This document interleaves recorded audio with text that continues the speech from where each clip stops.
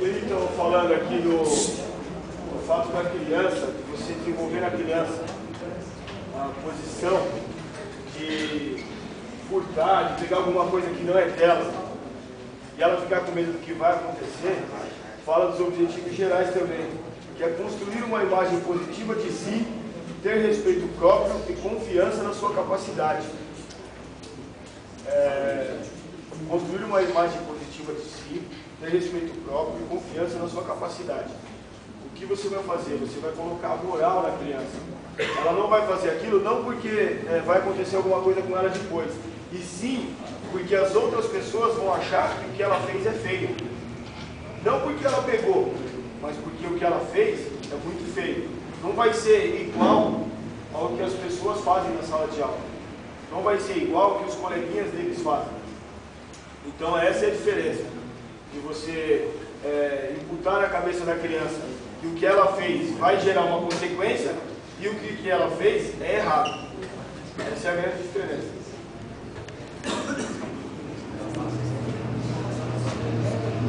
Então, agora, seria, como eu falei, né, depois de trabalhar os valores, a gente chega na parte das tendências da educação física. Chegando até depois da escola democrática, nós temos necessidade. Então, começando aqui pela tendência filosófica. A tendência filosófica tem aquilo que o Edivaldo fala bastante em fundamentos. Muito porquê disso, porquê daquilo, seria mais uma educação física crítica. Porque a gente tem que colocar na cabeça do aluno que ele tem que se perguntar o porquê de fazer, o porquê não fazer, para saber se é certo ou errado. Tá bom? Que aí ele começa a discernir a diferença de bem e mal, certo e errado. Como o Caio estava tentando ler aqui o que o Bart Simpson está falando, tá aqui, ó. Eu usarei o Google antes de fazer qualquer pergunta idiota. Tá bom? A tendência cognitivista ela é parecida com a filosófica. Aí na cognitivista a gente começa a entrar a fundo dos valores morais. Porque a gente começa a trabalhar dilemas. Que nem quem tiver a oportunidade de ler o PCN, a cada 3 páginas eles vão colocar um exemplo de um cara que vai roubar um remédio para a esposa, que a esposa tem câncer e o farmacêutico não quer vender o remédio mais barato e ele acaba roubando. Então, tipo, que fica aquela coisa da mulher do cara vai morrer, mas o farmacêutico não quer facilitar o preço. A cada 3 páginas tem esse exemplo.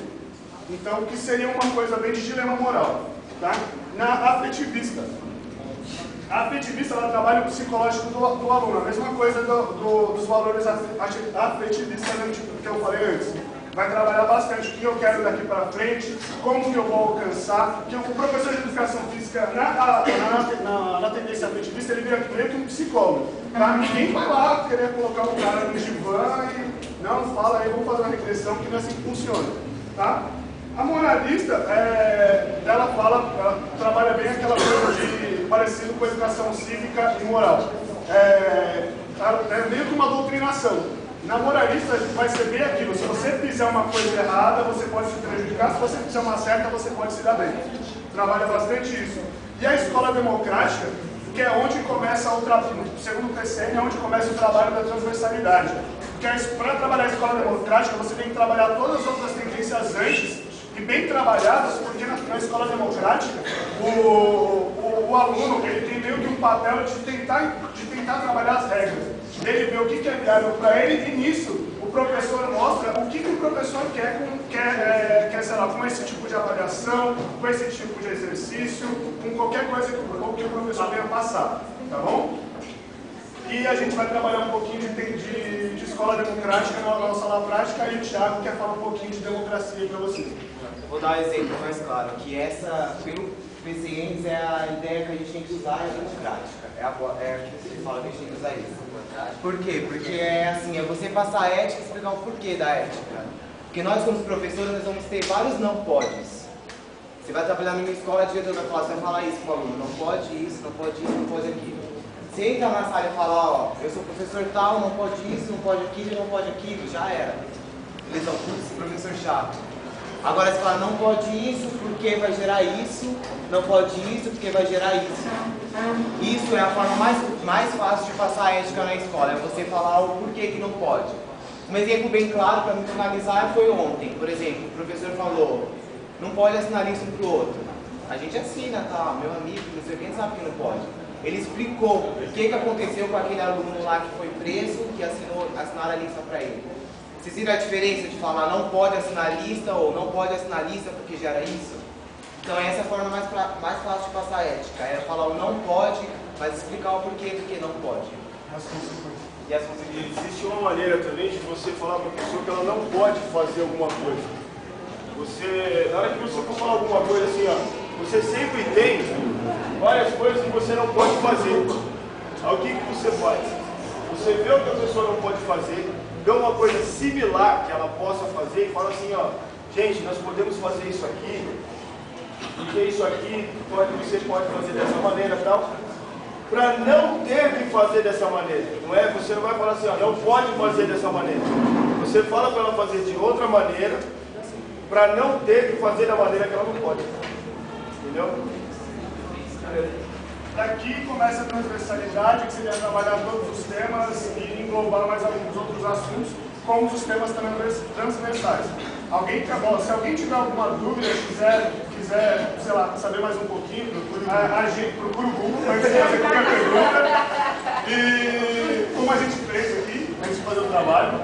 E, qualquer coisa, a gente tem alguns artigos, se alguém quiser dar uma lida melhor, eu não vejo problema nenhum em passar os artigos para vocês, até porque todo mundo aqui futuramente vai ser colega de profissão. Tá? Alguém tem alguma dúvida? Perguntas, sugestões? Alguém quer consultar o Google, aproveita que o Google vai atenção aqui. Ninguém quer falar nada?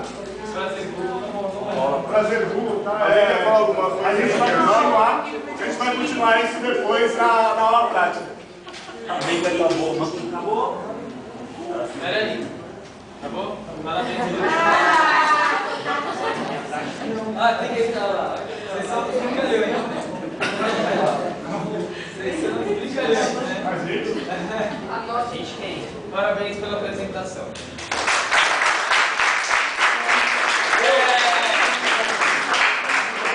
Acréscimos, calma aí, acréscimos, vai, pluralidade de trabalho e consumo,